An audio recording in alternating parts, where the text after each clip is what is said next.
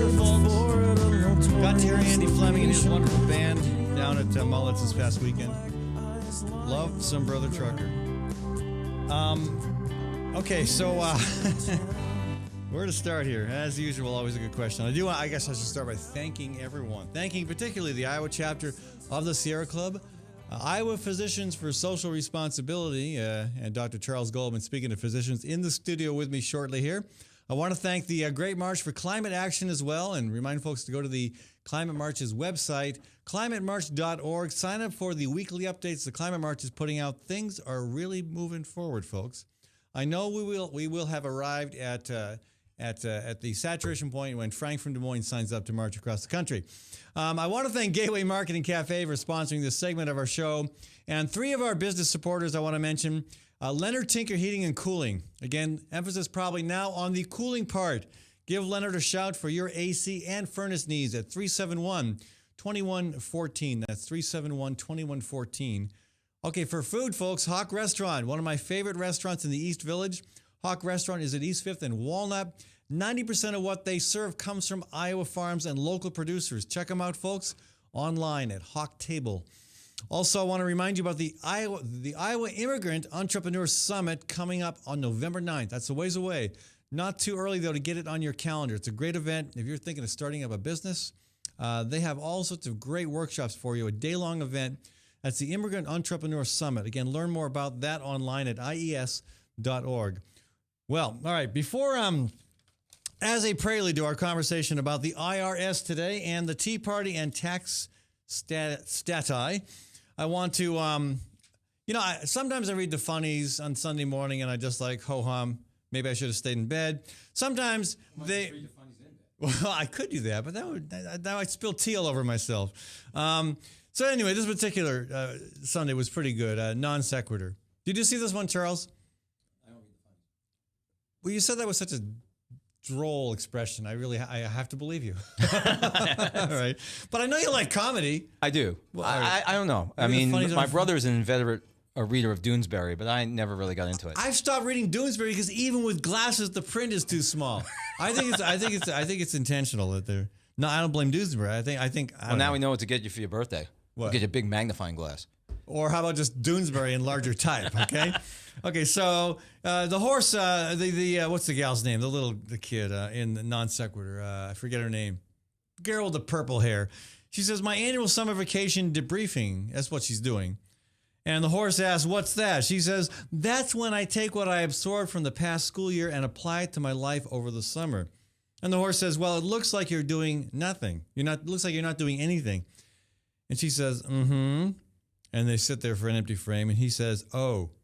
And then he says, how far do you expect to get in life if you never learn anything? And she says, maybe you should start getting used to calling me Congresswoman. Anyway, I thought that was clever. And not exactly a fair statement, but there's so many angles to this IRS situation. Of course, the U.S. House is making hay over it because they see it as an opportunity to make Obama look bad, to make government look bad in general. But, is this really the controversy that some like to pretend that it is? No. Okay, we can go on to another topic now.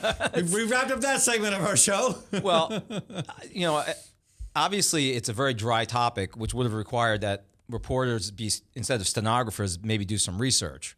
Because it's amazing how the story morphed from a leak of a yet-to-be-published report, which was talking about the question of whether they pulled out 75 applications by Tea Party-affiliated groups to look at with special scrutiny, to suddenly audits of these organizations, which it was not. They were examinations of applications for status, which we'll talk about in a minute. And then you have Bob Woodward, who clearly must have Alzheimer's at this point, talking about the fact that this is a controversy akin to Watergate, which it clearly is not. And and this is the guy that helped break Watergate. Correct. He was just still not in diapers, but he hadn't been out of them for very long. They were pretty young reporters at that point. Okay. He and of course Carl Bernstein, very gently said of his former colleague that he doesn't know what he's talking about. Oh, really? Bernstein said that about Woodward in this case? About Woodward in this case. Really? And then some bad blood there. That's sad to see. Well, there's been bad blood between them evidently for quite a while. Did not know that. Yeah, but this didn't seem to generate from that. I mean, I don't know that It anybody generated from logic. Yes, how this is akin to Watergate, I don't understand. Yeah, I don't either. Then, of course, people brought back the enemies that Nixon, was going to use the IRS to punish by having their tax returns audited, et cetera, which then, of course, led to today. I love the article. It brought me an article from this morning's paper about that the IRS has been holding some pretty fancy conventions a la Tailhook. Yeah. Yeah. Without the sexual harassment on the government dime. We'll give them credit for that at least. And I'll give them credit for that. But what I love is that Darrell Issa, who I guess is an interesting person to be talking about ethics, being, we all may know about the criminal history of Darrell Issa, a question about how he got his car alarm business started, et cetera. But nevertheless, he said that, they've been doing investigations into where the direction came from to do these extra audits, these extra examinations. And what he says, I love they say a number of times, that the direction came from Washington. Now, of course, what they're implying is that it came from the White House. But right. Being that the Internal Revenue Service is headquartered in Washington, that's exactly what happened. And so is Congress, for that matter. Correct. And so are the lobbyists that control Congress, for that matter. Ironically, that's an interesting point. The day, May 13th, Carl Levin and John McCain, who's, of course, still absolutely apoplectic about Benghazi, was able to calm down enough to make a statement about some other roles that he takes in the government, which is that he and Levin co-chaired the IRS Oversight Committee in the Senate, obviously. So they were actually ready in June to hold hearings about why wasn't the IRS coming down harder on the 501c4 groups. So up until this pseudo-controversy came out, they were, in fact, wanting to know why were we giving tax-exempt status to all these groups. Mm-hmm. Then, of course, when the controversy came out, they changed direction completely, and now that oversight committee is investigating the IRS. But everybody has conveniently forgot about that. Correct. Investigation. This is just another example of, it's one thing about the cable media or the network media who have to come up with a story very quickly. Right. But the print media doesn't have. If the print media isn't going to do their job, why should they even exist anymore? If all you're going to do is print somebody else's story. They exist because that's what radio and TV based their own news selection on. Well, it's unclear in this case who leaked this. Probably some Republican staffers leaked this preliminary report. But, it was really interesting when I started to look into this that the controversy is it's another faux controversy. And it's another faux controversy because the people who are writing about it don't even understand or don't even do the research to look at the tax issues that they're claiming are so vital to the existence of these groups. The other thing they didn't point out in the report was that there were 300 groups that were looked at with special attention. Only 75 of them were Tea Party groups. Right. And being that the regulations for 501c4s prohibit them in engaging in more than 50.1% of their activities as political, it wasn't all that off the wall that if you listed yourself as affiliated with the Tea Party, that you were probably engaged in politics. Also, politics by a Tea Party and a group of people who don't believe in taxes. Right. Yeah, and I understand that. What do you say to the person who wrote, normally I respect your opinion, Ed, but calling Benghazi and the IRS scandals overblown is just insane. How would liberals react if they had the same information about either Bush or Reagan? Well, had this. Didn't we? I'm not sure. Same information. I'm not sure. This is so specific. I don't know what exactly to do with that. Well, the question is, how is Benghazi unique from any number of incidents? There's scores of Foreign Service officials who are killed annually in places that are unstable, in which no matter how much security you have around them, you can't police everything that goes on in these places. Why was Benghazi chosen? I mean, I remember, Benghazi was trying to be used against the president during the election. And what's his name? The mayor during 9/11 in New York. It's like I can't even think of his name right now. Giuliani. Giuliani gets on CNN. Repression. Right, CNN. And he says Benghazi is the worst foreign policy problem, incident ever happened in the United States. He said Ronald Reagan would never have let this happen.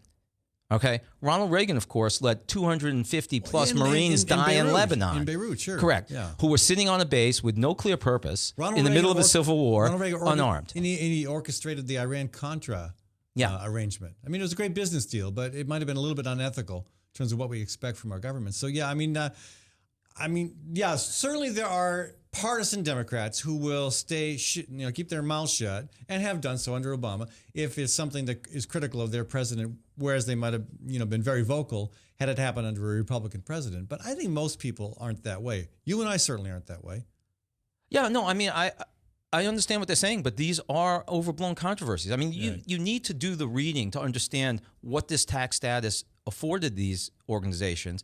And the other question is, if 300 groups were given special scrutiny and 75 of them were Tea Party groups, how come we don't know what the other 225 were? Right. In fact, most of the enforcements against political activity, the few times the IRS has actually enforced it, has been against groups that were probably more progressive and liberal than were conservative. Yeah. Folks, if you want to join the conversation with Dr. Charles Goldman and myself, today we're talking about the IRS scandal. Some of us are putting in quotes. Some of us feel it's really legitimate. You're welcome to call at 244-0077. Locally, it's just 515-244-0077.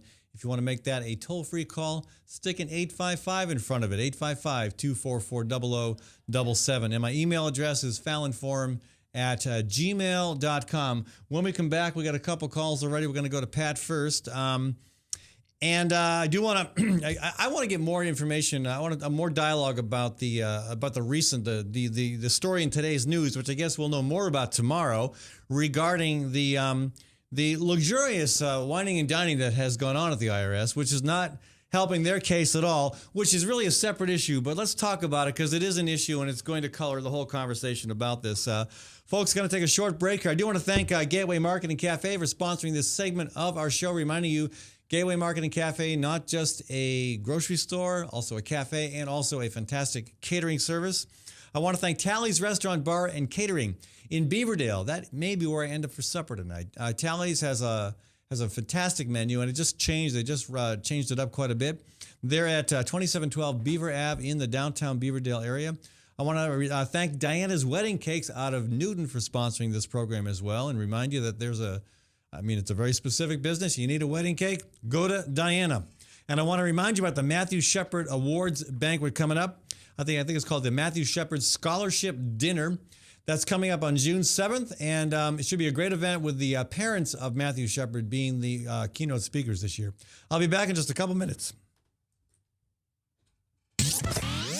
From the RE/MAX Real Estate Concept Studios, this is Webcast One Live. Drug and alcohol addiction slowly steals a person's identity, tearing away pieces of their life little by little until one day it seems like the hope of a happy future is gone and there's no chance of getting it back. Here at St. Gregory Retreat Centers, we can assure you that there is hope. Our unique approach to recovery begins with the understanding that the dysfunction and damage caused by addiction can be overcome, not just dealt with. Don't let another day go by. Call St. Gregory today.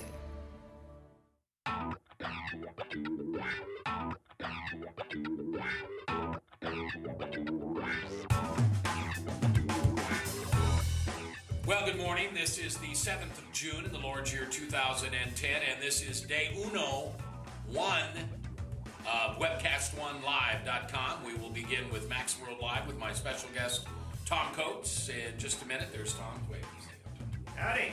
And we will be live for the very first time on Webcast One Live.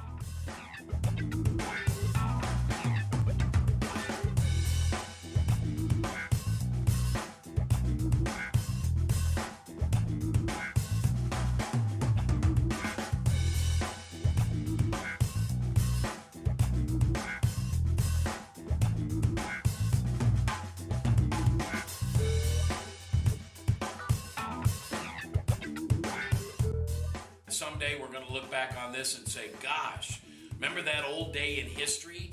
Wonder where Walter Cronkite was. He must have been around hanging there too.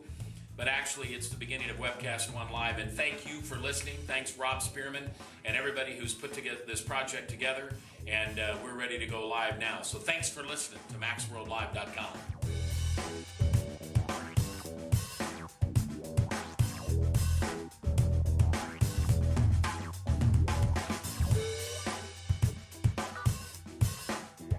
I can't tell you that it's going real well from time to time, but it is going, man.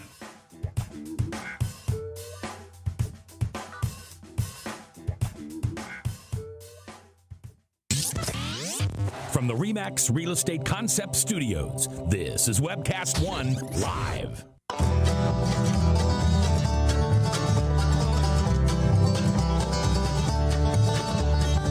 That is Mr. Baber's Neighbors. And as we come back to this segment of the Fallon Forum, I want to thank again the Matthew Shepard Scholarship Awards Dinner for sponsoring this segment of our show.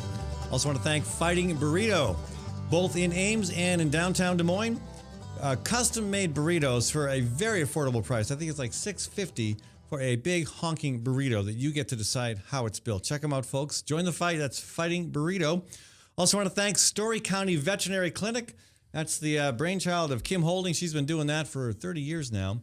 And again, great. My cat is very happy to have got to know Kim. So give her a shout, folks. Contact information for Kim and all of my business supporters are on the Fallon Forum website.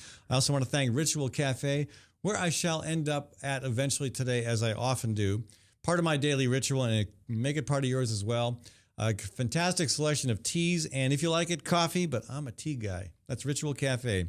Okay, back to our conversation with Dr. Charles Goldman. And I tell you, let's just go straight to our phone lines. Again, 244-0077. If you want to join the conversation, let's go to Pat from Eldridge up in northeast Iowa. Welcome to the show, Pat.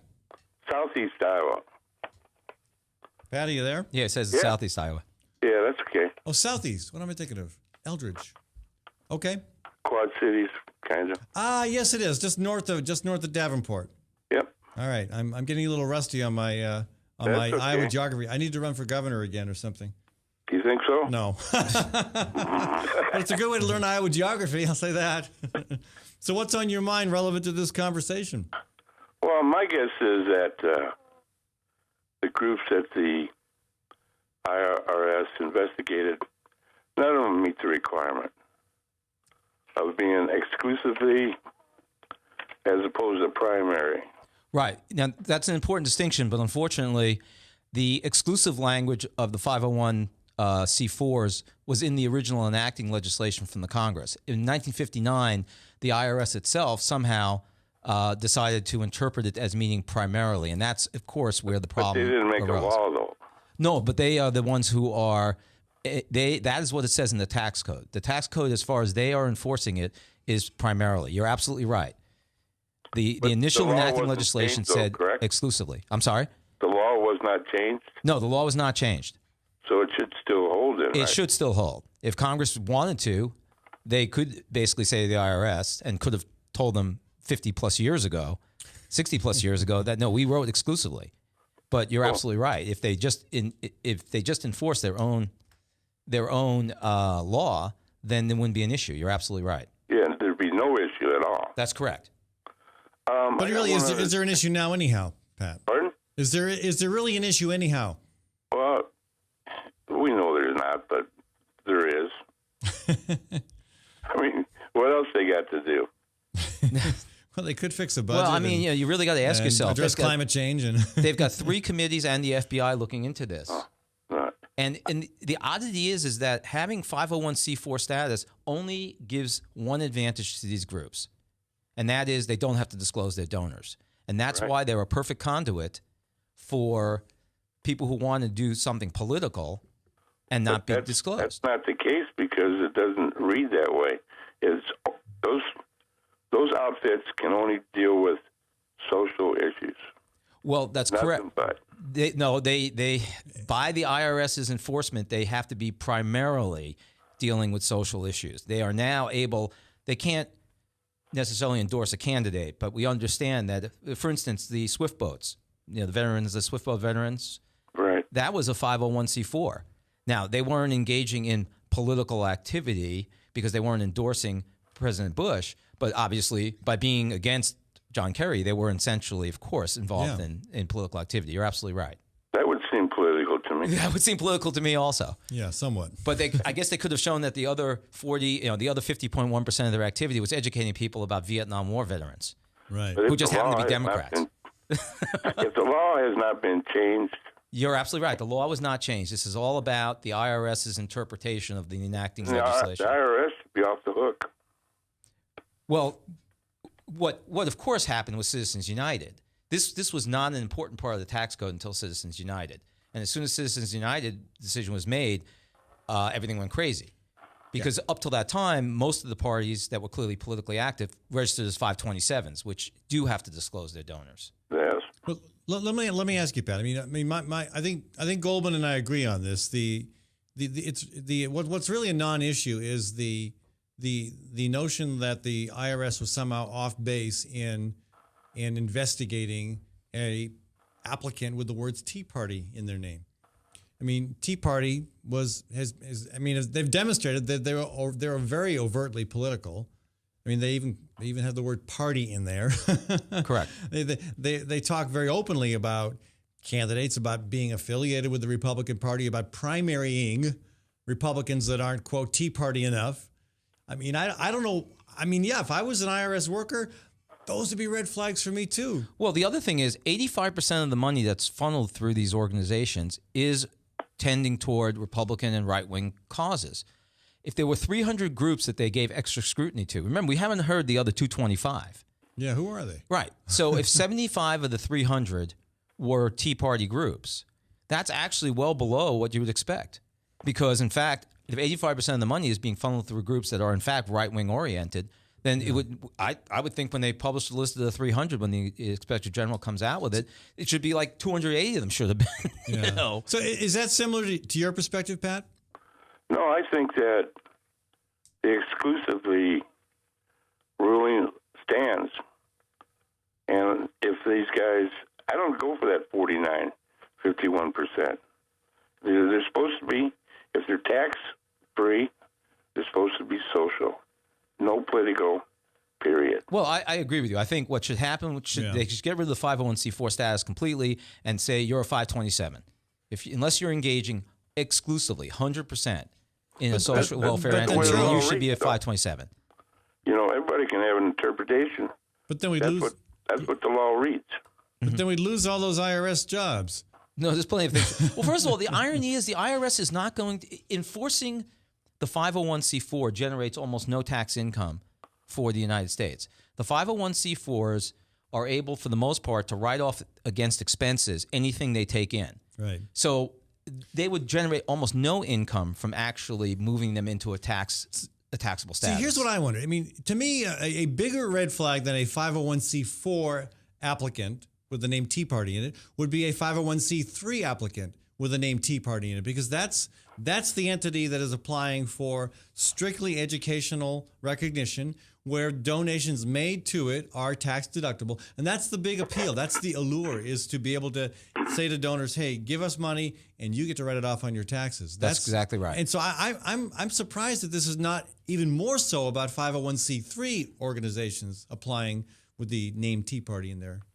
Well, that's what the one of the few people who's been writing with any sense about this, Jeff Toobin, who writes for Huffington Post and New Yorker, and that's exactly what he says. He says the scandal here is Congress, which has been unable to come to an agreement as to how to get this money out of the 501c4 area, either make them split their donations into clearly political and clearly public service, and therefore then the clearly political fall into 527. 527 means you give more than $200 to an entity, you have to be disclosed. Right. Feel free to jump back in here, Pat. We just we get on a roll and we just don't know when to shut up. Oh, that's fine. I got this website I just stuck up on the last couple of weeks. It's just got some information now, but it's called iowacivilianunion.com. Mm-hmm. And it's about getting a state party going. A state. Everybody's trying to do the third party route, and they're trying to do it nationally. What do you mean by a state party? Well, just people from the state of Iowa can donate money, no outside money, and you don't. We put in social workers. It's on the website. I've not heard of it. I don't And understand you'll know it. that the initials are ICU.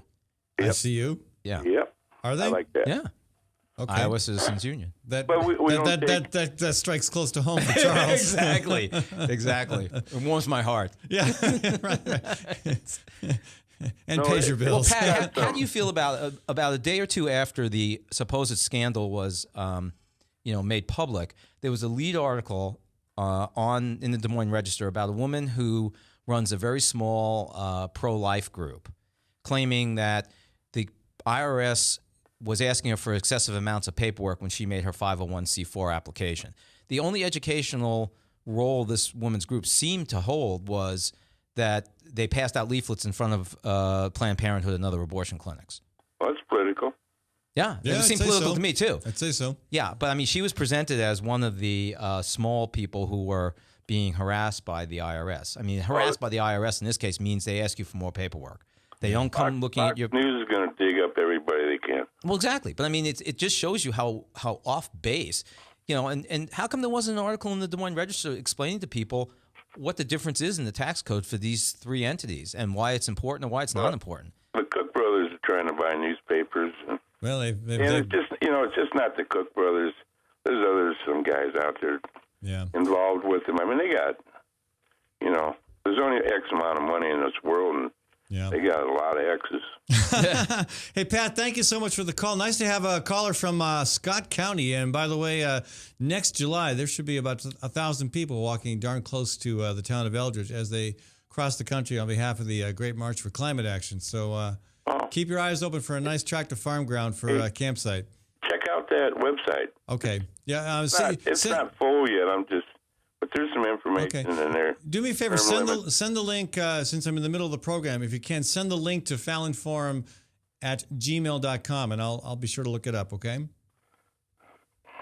All right. And was it Gmail? Fallon Forum at gmail.com. Okay, I got you. All right, thank you. All right, buddy. Folks, if you'd like to email a response or comment on this program, please do. If you'd like to call, I'd love to have you join the conversation at 244-0077 or 855-244-0077. And if you don't call, I might be forced to take Frank from Des Moines' call. So just be warned, okay? Don't say I didn't warn you. Hey, again, I want to thank the Matthew Shepard Scholarship Awards Dinner for helping to sponsor this program. That's coming up on June 7th. It's this coming Friday, right here in Des Moines. Great event honoring Alicia Claypool, and also keynoted by Matthew Shepard's parents, Dennis and Judy Shepard.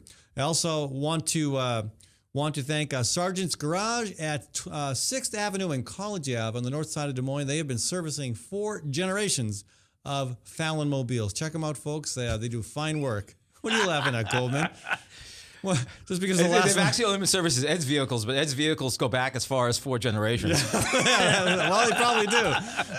The latest one has 237,000 miles on it. So anyway, yeah.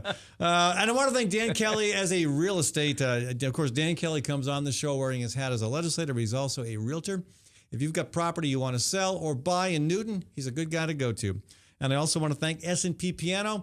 They have moved my piano more times than they'd like to remember since the darn thing weighs over a ton. But S&P Piano will move your piano anywhere in the country. Give them a shout as well. Again, all the information about these business supporters are on my website. We'll come back in a few minutes. I do want to get into the breaking news about the IRS spending money like a drunken sailor, and this may complicate the whole conversation about the Tea Party issue as well. We'll be back on that in just a couple minutes. From the RE/MAX Real Estate Concept Studios, this is Webcast One Live. Drug and alcohol addiction slowly steals a person's identity, tearing away pieces of their life little by little until one day it seems like the hope of a happy future is gone and there's no chance of getting it back. Here at St. Gregory Retreat Centers, we can assure you that there is hope. Our unique approach to recovery begins with the understanding that the dysfunction and damage caused by addiction can be overcome, not just dealt with. Don't let another day go by. Call St. Gregory today.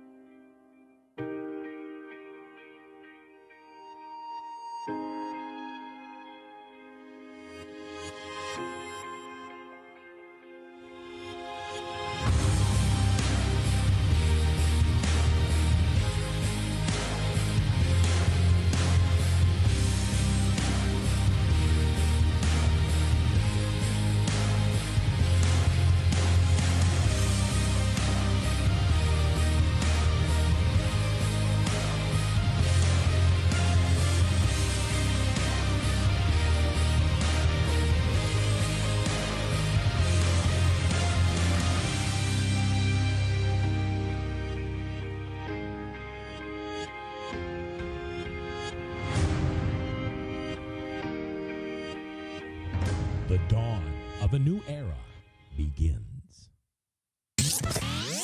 From the RE/MAX Real Estate Concept Studios, this is Webcast One Live.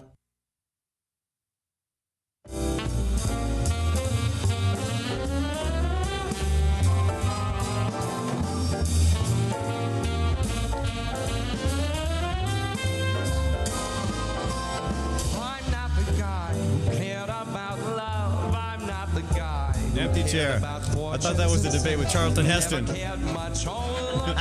not Charlton Heston.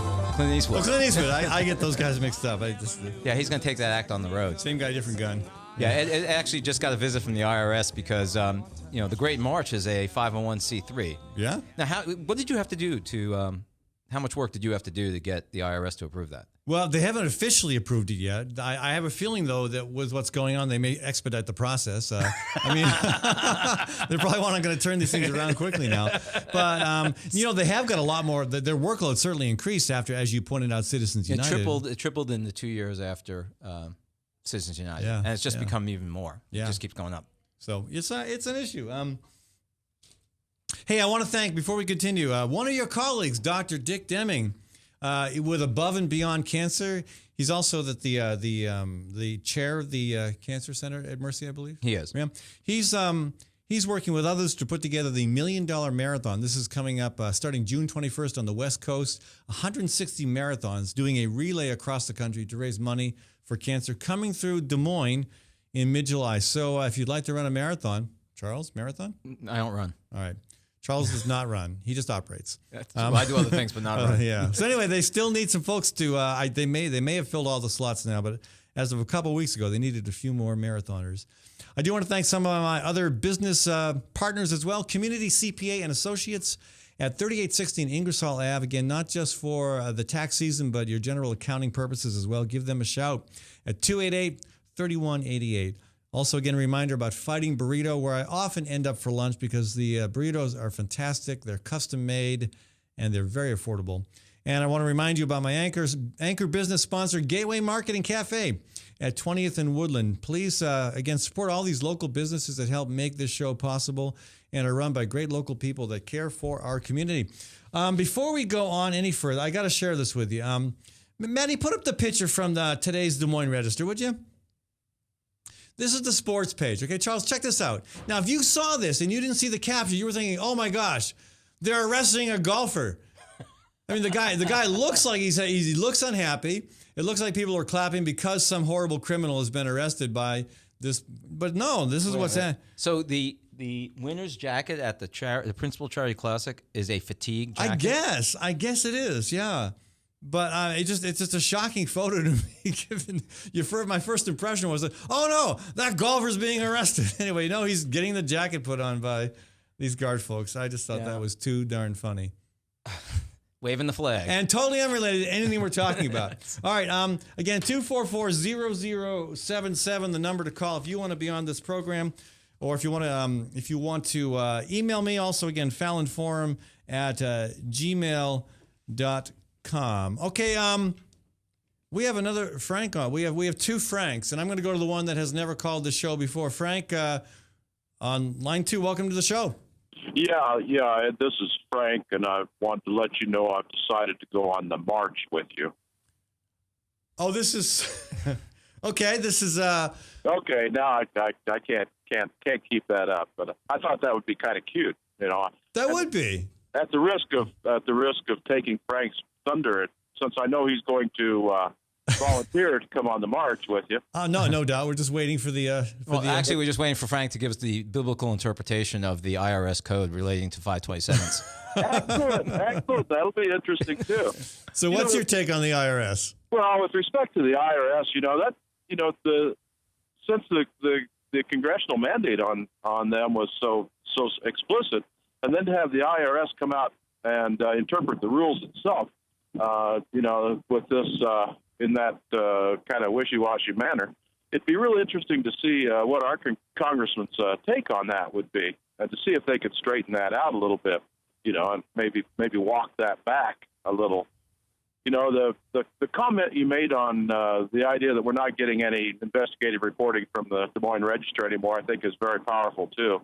And hopefully that might be one place where social media and places like this program might play a part, is if we could get actual people out there in the trenches to start taking a piece of the research and doing it themselves and coming back and reporting back on what they found. Well, that does happen. I remember it happening on the issue of the death penalty in Illinois a few years back, where students researched inmates who were on death row and found undeniable evidence that 6 of them were innocent. So, I mean, citizen investigative journalism is probably not a bad idea. But if you do it, can you get the media and the rest of the world to take it seriously? That's the problem.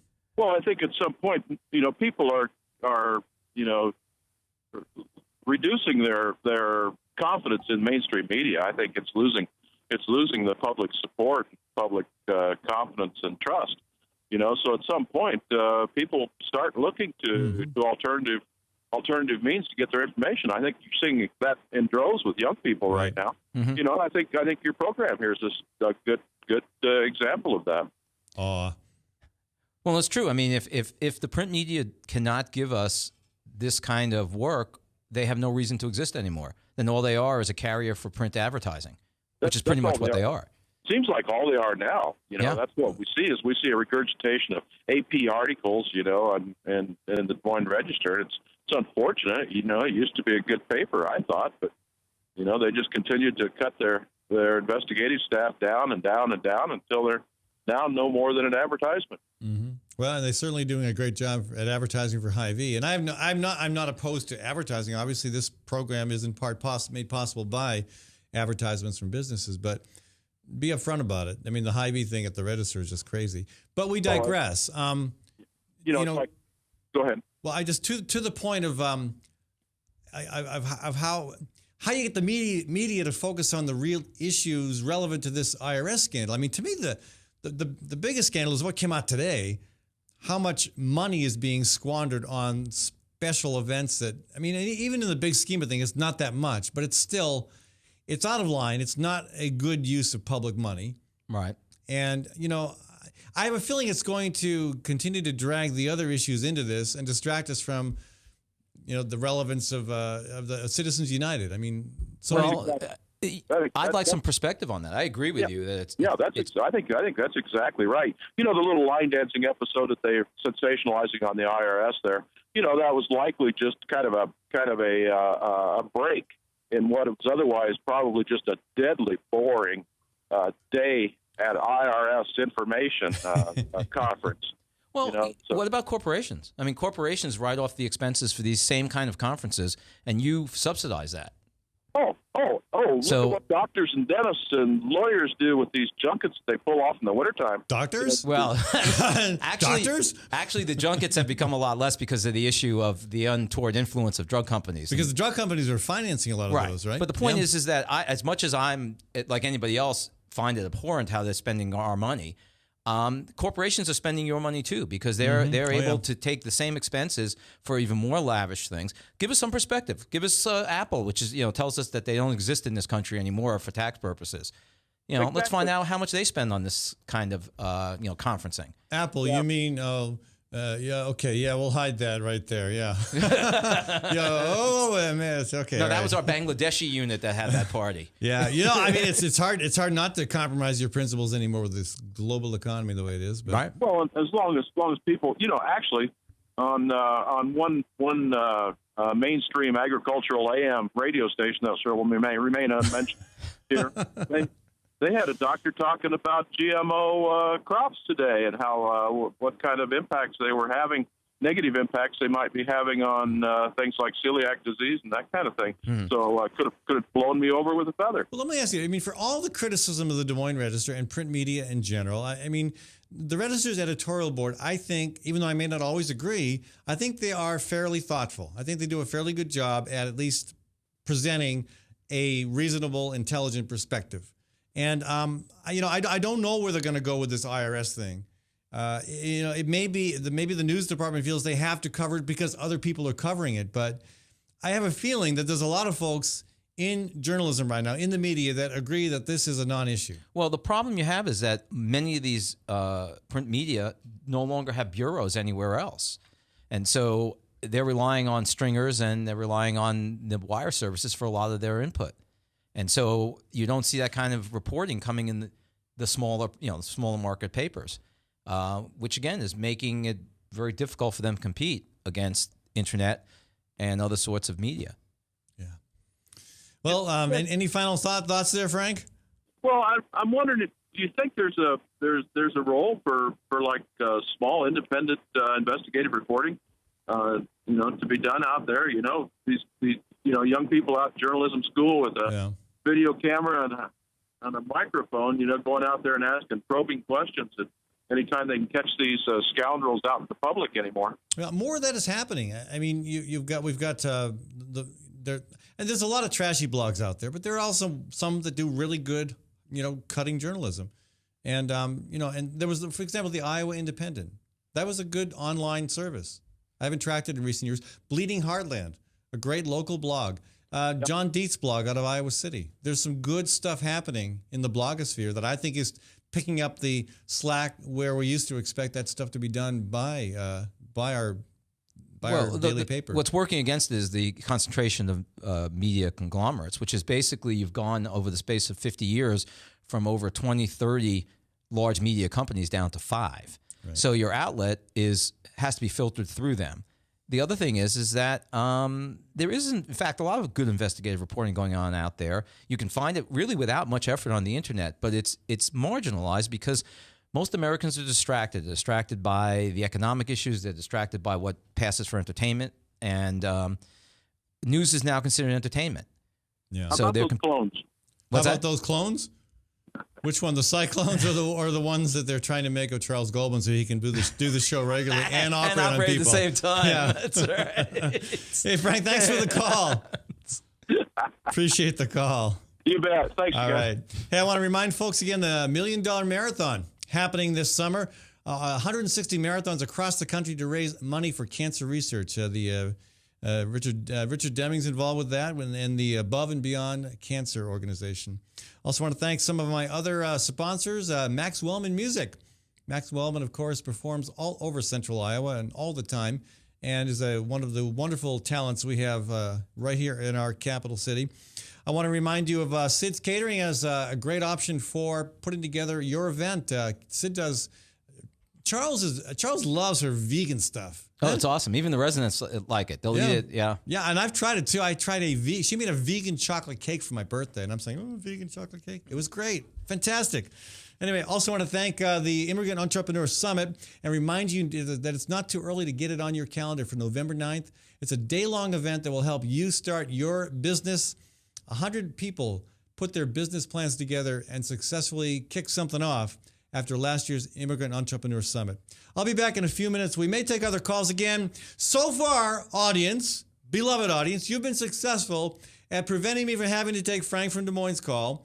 Now he's the only caller left on the line, okay? So if nobody else calls, I'm going to have to take Frank's call, all right? 244-0077. That's 244-0077. I'll be back in just a minute. From the RE/MAX Real Estate Concept Studios, this is Webcast One Live.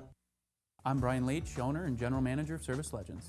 I brought along a couple of the home comfort heroes. Hi, I'm Tammy Wells. I am Nick Wondershad. I am administrative manager. I am the senior technician from Service Legends. It seems like every good thing, when you feel it to the bone that it's good, there's a lot of hard work put behind it. I don't think that you can fake it and have it turn out good. If we seem like, okay, that's just weird, it's just a furnace, why would you believe so deeply in a furnace?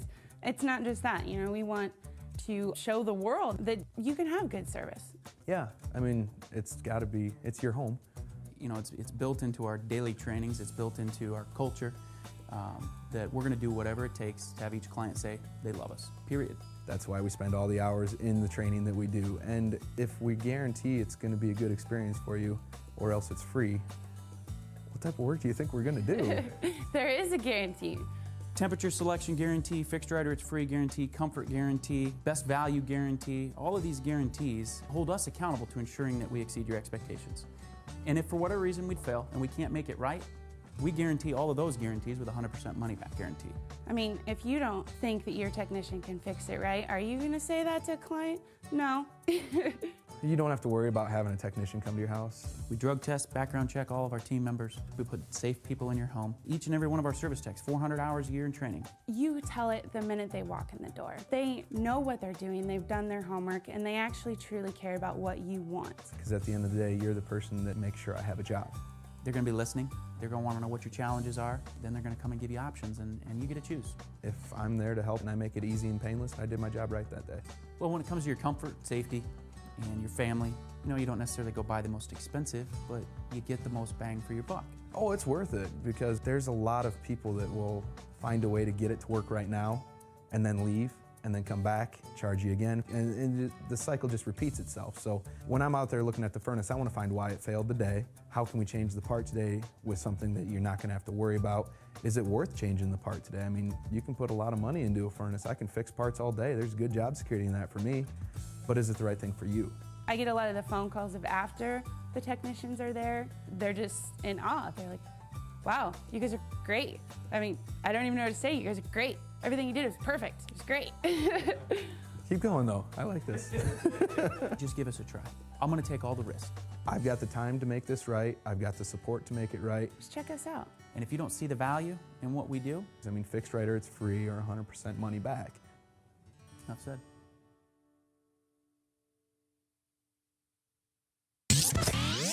From the RE/MAX Real Estate Concept Studios, this is Webcast One Live.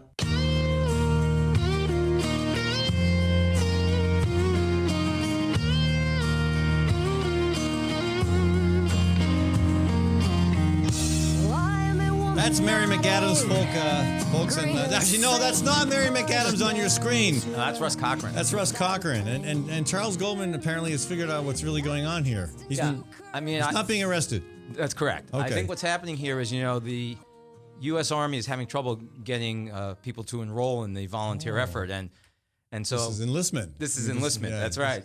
They'll take anybody. 50-year-old guy, a little punch. Okay, we can make you a soldier. Yeah, but if he's got a good eye for a golf ball, he could probably hold a. That's right. They'll take him on as the and, golf pro to teach all the general officers. Yeah, great shot. Obviously, you just got that bullet in that hole in that ground over there on the side of that hill in Afghanistan. Yeah. All right, that's a great theory, Teaching Charles. them golf is fighting the war on terror. Great theory. I'm not convinced, but it's as good as any theory I've heard today. Hey, I want to remind folks. The Immigrant Entrepreneur Summit, I want to thank them for sponsoring this segment of our show, this final segment of our show. They are holding the 6th annual IES this coming fall, November 9th. Check it out, folks, at Drake University. Information on my website. Also want to thank Tinker Heating and Cooling. Again, remember to support the businesses that make this show possible, because they're putting their reputation on the line by getting behind me, right? Also remind you about Hawk Restaurant at East 5th and Walnut in the East Village neighborhood. Hawk Restaurant getting 90% of its food from Iowa farms and local producers. And again, when it comes to your pets, critters, and whatnot, give Kim Holding a shout. Dr. Kim Holding has been doing veterinary work for 32 years. She's at Story County Veterinary Clinic. And again, check out all the information you need online on my sponsors page of my website, FallonForum.com. All right, so maybe a little clarification, Charles, on the classifications that we're talking about as we try to sort through this IRS quote scandal. Right, just so people know that when they're reading their story about this, what the three classifications we're talking about. The first one's 527. Those are clearly political organizations. They do not pay income tax. They're subject to federal and state election laws. They are basically like the political parties, the Republican Party, the Democratic Party, the Greens. They're all 527s. And the main issue here is, one, they don't pay income tax, and two, they must disclose any donor over $200. The 501c3, like Ed's March, charitable organizations, educational organizations, religious organizations, contributions to them are tax deductible, so you write them off on Schedule A. They theoretically would pay taxes, but in actuality, their expenses usually exceed by far that which they take in. So they, in point of fact, unless they're using an accountant who appears just for the tax season for 2 weeks in a storefront, they can figure out a way not to pay any taxes. They are not subject to the federal election laws or the state election laws, and their donors are not disclosable. 501c4 are social welfare organizations, and basically the only difference from the 501c3 is that the contributions to them are not tax deductible. Right. So that's really what we're talking about here. We're not talking about audits. All these organizations were seeking was pre-clearance to be called 501c4s.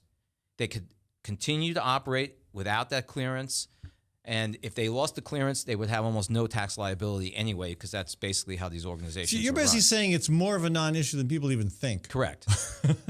It doesn't mean they don't exist. It doesn't mean that you're not even asking for something that's advantageous for your donors. Right. The really, except anonymity. Right, exactly right. The good thing that might come out of this, that should come out of this, that probably won't, is a discussion about whether 501c3 and or C4 status should even exist. Correct. That's my opinion. All right. Right. 501c4 probably, unless it's truly a social welfare organization, should be rolled into 527. You're a 527. Okay. And then you're going to have to disclose. I'm going to read you one email, folks. And again, if you want to call, again, Frank from Des Moines is the only other caller on the line. I will be forced, against my better judgment and against my preference, to take this phone call unless somebody else calls at 244-0077, 244-0077.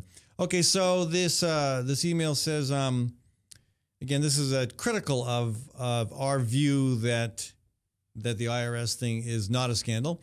This writer says, this is Pat, writes, tromping on First Amendment rights and not defending our boys overseas, CIA or not, does not look good for the president. It's a good thing the media has people like you covering for him. I don't quite know what to make with that. Am I covering for the president? No, I mean, we're not covering for the president. I'm not on the payroll either. This was a lower level activity, some middle level bureaucrat. And the big question is, what is Lois Lerner's role in this? Because she sort of threw her, she threw the middle level people underneath her under the bus, right, and basically said it was their doing. She was in charge of this because she's part of the tax exempt division, but there's no evidence that we have that the president was involved in this. The other thing is, what about the other 225 organizations? Suppose it turns out those other 225 organizations are, in fact, left-wing organizations. Then where is this notion that there was bias against these 75 organizations going to go? Well, as far as the Benghazi thing is concerned, I think the emails that were released clearly showed that the changes were made outside the purview of the president and the White House. Right. And that the initial report by ABC was another example of horrendous journalism in which what they reported was an abstract given to them by somebody who had seen the emails. So essentially they were reporting as fact an abstract, a subjective abstract of the actual emails. Right.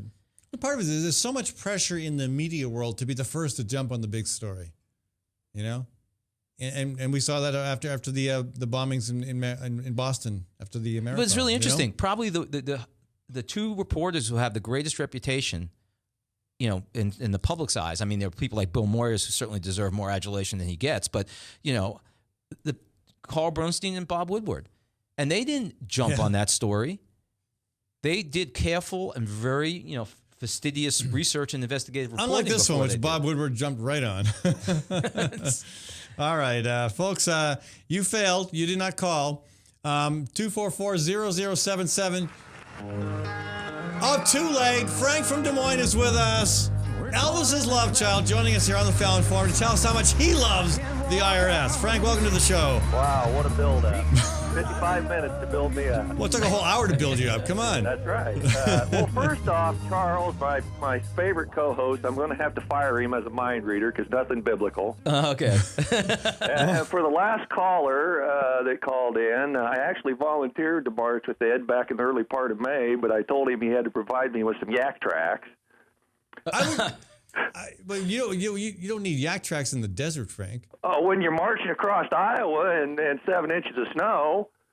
No, in July? And no, it was back in May. Oh, okay, but we're talking about next year. Well, yeah, next May. I'll get you a parasol instead of the yak tracks, okay? And for Ed, I keep up with your emails weekly and try to call your show semi-frequently to find out what's going on. And it's cheaper to get a computer. I've heard a lot about the climate march. I've heard a lot about bad corporations and a lot about pregnant women, but very little about the IRS. Well, this is a whole show on the IRS. We mix it up a little bit here. Okay, couple quick points before time runs out. Obviously, Franklin Graham has been audited twice here, and he gives a direct correlation to his stance that they took on the same-sex marriage issue, that they were just conveniently audited right after they took that stance. And I don't think they have anything to do with your 504, 503, 50 whatever. But the average I've heard of getting this approved is 4 months. And the people who have so far come out reporting that they have been held off, the average is about 14 months. But my larger point about this all is, I made the point last week with you and Ron that, you know, starting with the Fast and Furious, going to the Benghazi scandal, going to the IRS and to the James Rosen reporter scandal, Obama has pled that, and cohorts on his behalf has pled that no one man can keep track of all of this, which proves what the Republicans have been saying forever, that that government's too large. That's quite a leap in terms of. I mean, and I'm not going to disagree with you. The government's too large, but that's quite a leap. The IRS plans on, and I have to suspend real belief to believe Doug Shulman visited the White House 157 times and never mentioned to the president that this scandal was on the horizon. But nonetheless, the main point is here: do you want? They're going to hire 2,000 additional agents at the IRS. Do you want the IRS used by a political party to go after an enemies list?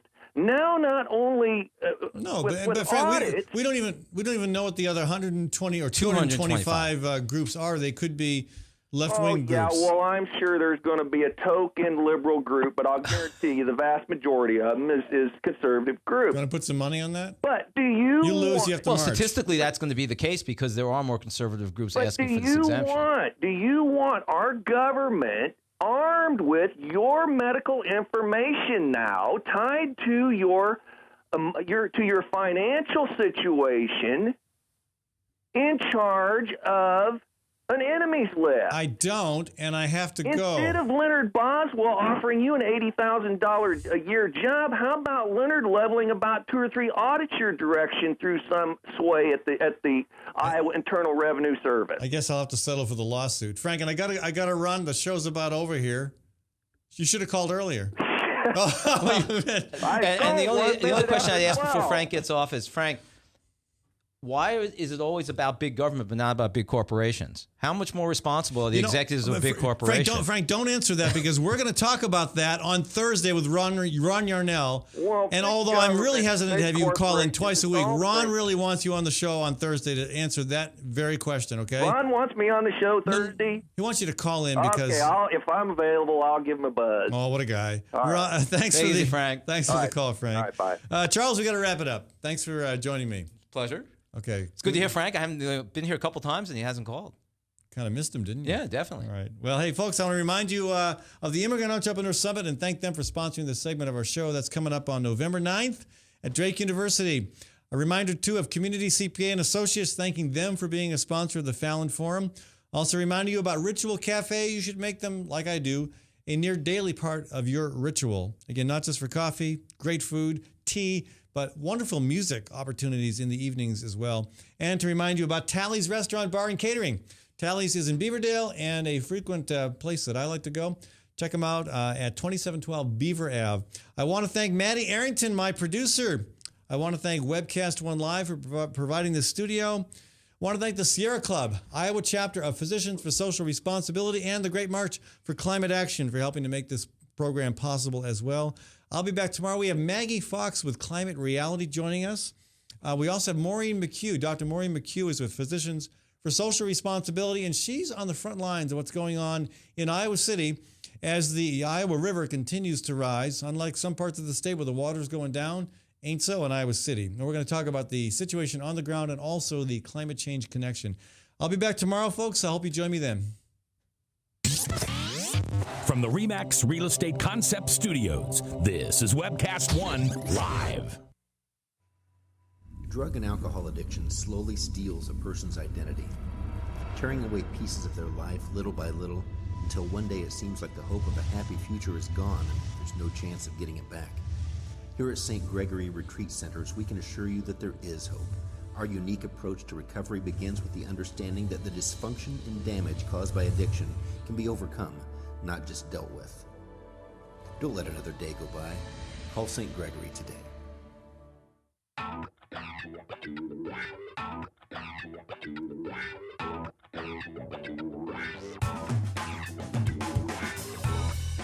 Well, good morning. This is the 7th of June in the Lord's year 2010, and this is day 1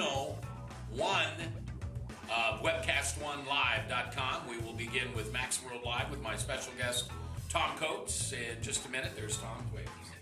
Howdy. And we will be live for the very first time on Webcast One Live.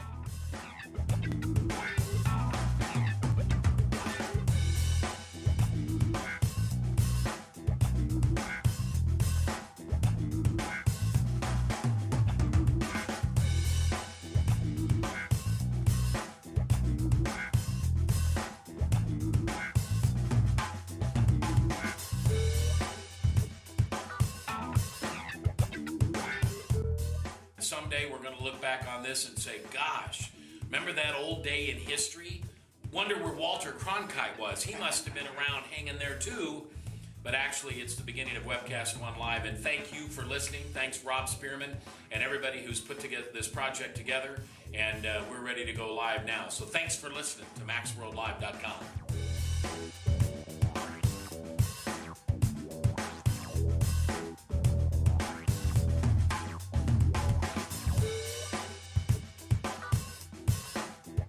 I can't tell you that it's going real well from time to time, but it is going, man.